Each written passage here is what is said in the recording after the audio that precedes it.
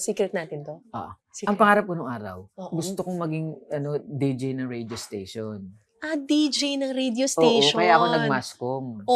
Yun Barangay LSFM, Empoy Marquez, nag-a-apply po sa inyo. Fan ako ng isang frequency ng FM. Lagi kong napapakinggan yun. Ano to? NU 107. So, gusto mo maging DJ? Oo. Hanggang ngayon? Siyempre, naiba na yung ko. Gusto ko na astronaut ngayon. Paiba-iba tayo ng mood, siyempre. Mag-stick lang tayo sa isa? Miss Cara? Astronaut talaga? Oo naman. Di pa ako napagkarating outer space. Cool na lang dito sa Bloomingtreet. Okay.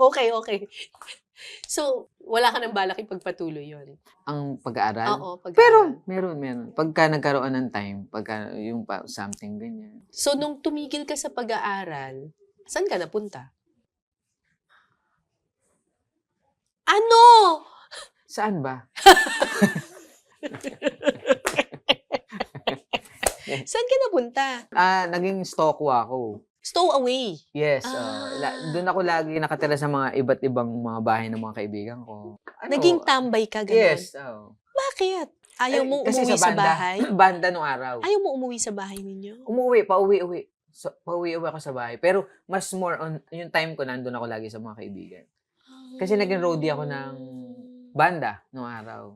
Sa Bulacan, sa Escabeche, Okay. Tagabuhat. So parang nagtuloy-tuloy na hindi na ako mag-aaral, tapos barkada na lang muna, gano'n. Barkada na muna. Yung time na yon, nakatira ako sa isang kaibigan.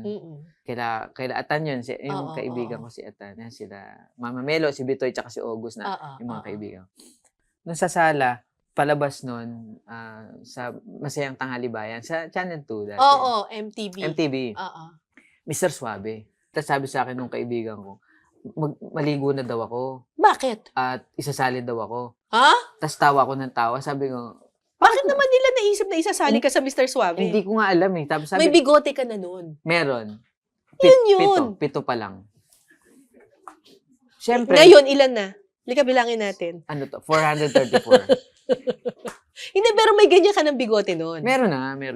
Pwede. Kaya nga Mr. Suave. Tapos sabi ko, bakit niyo ako isasali dyan? Oo. Tingnan niyo, parang mga patapon na yung mga buhay na nandyan. Tapos sabi sa akin, bakit ano ba akala mo sa sarili mo? Tapos, cut to, andun na kami sa Manila. Sakay kami. Papunta rito. Sa Mecubao. Ang una namin napuntahan, GMA. Pinagtanungan namin, gwardiya ng GMA, kung saan papuntang ABS. Tinuro naman. Hinatid kami ng gwardiya. Ang bait ng gwardiya. Iniwan ng gwardiya yung trabaho duty niya? Hinatid kami doon, naglalakad kami. Siguro natanggal sa trabaho yun. Hindi, may payong pa nga eh. Ang bait ng gwardiya. Ang bait ng Shout gwardiya. out sa'yo kung sino ka man. Oo. Pangitain yun na Pangitain. eventually magiging bahagi ka ng GMA. Sino pangit? Basta hindi ako. Oo nga, yun nga.